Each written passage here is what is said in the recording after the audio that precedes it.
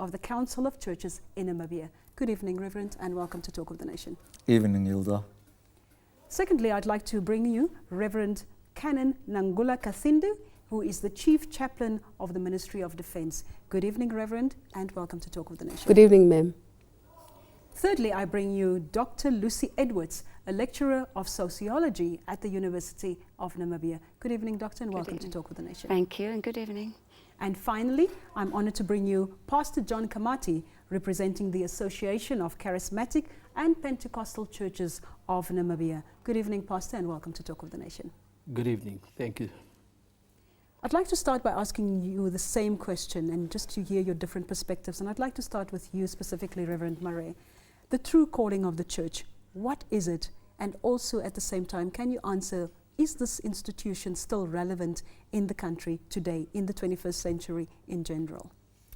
I think, Hilda, the true calling and the word institution is to a certain extent clashing one another. Maybe one of our biggest problems is the institutionalization of the church. We are not actually supposed to be an institution. We are supposed to be a movement. The people of the first church were known as the people of the way. And the true calling is to love one another. I think the Jesus' summarization of the Ten Commandments, when he said, you must love the Lord your God with all your heart, and you must love one another as you love yourself, is the true mission of the church. We should be a serving community, serving the needs of our community. Reverend Kathindu?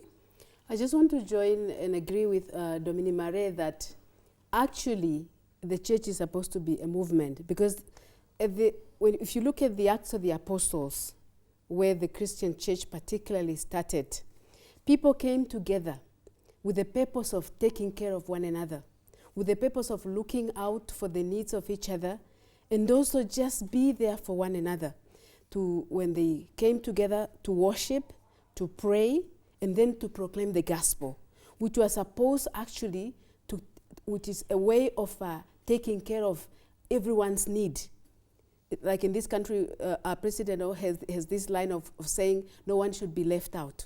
That goes along very much with what the purpose of the church is supposed to be. I'd like to come to you, Dr. Edwards, and specifically ask you, do you think the body, the movement, the institution, is it still relevant today? I would say that I don't want to restrict it to the church, but religion generally, and Christianity being just one religion. Religion generally flows out of certain social phenomena, and it's also a response to certain social phenomena.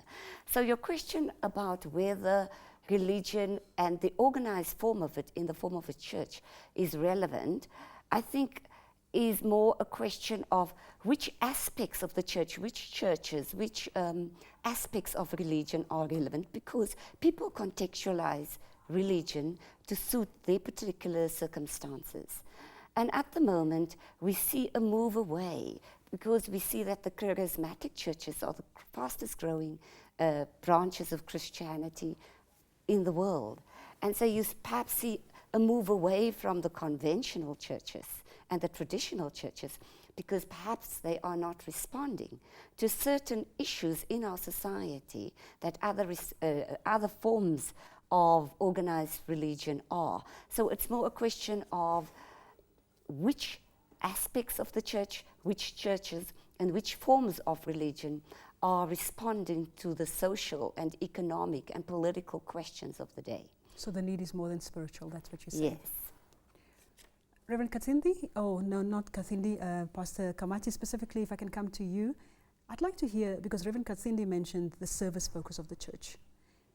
Now, you speak on behalf of the charismatic movement here this evening. To what extent is that inculcated into the charismatic movement? The service culture, the love thy God, the love thy neighbor as you love yourself. Thank you so much. I think the platform is very perhaps limiting in the sense that one can speak of such a broad responsibility of the church. But I think really at the end of the day, the fact that we are talking of charismatic churches, Pentecostal churches, or mainline churches, as whatever one would like to call it, is really just also a reflection of the diversity of the move and the evolving of the church. The center point of the church or message of the church, I tend to concur with Reverend Clem, that is really based on the love of God and the love of God's people. But also really, it is also an expression of the spiritual manifestation of God's presence in the earth realm. And he uses the church to express that. You cannot have love without also having a service culture. Yes. Because the term minister of the gospel really talks about being a servant of God as well as of people.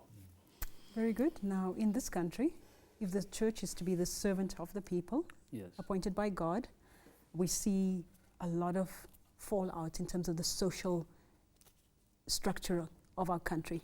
For example, gender-based violence in this country is rampant, and we never hear the organized church speak to an issue like this. I'd like to know why, Reverend Murray.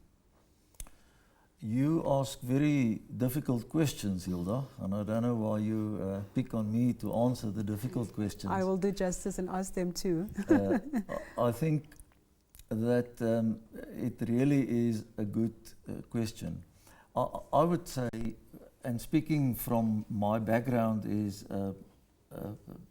the mainline churches where I come from, and I think we tend to fall into the trap of focusing on the maintenance of the institution instead of being the prophetic voice. And that may be one of the reasons why we fall silent.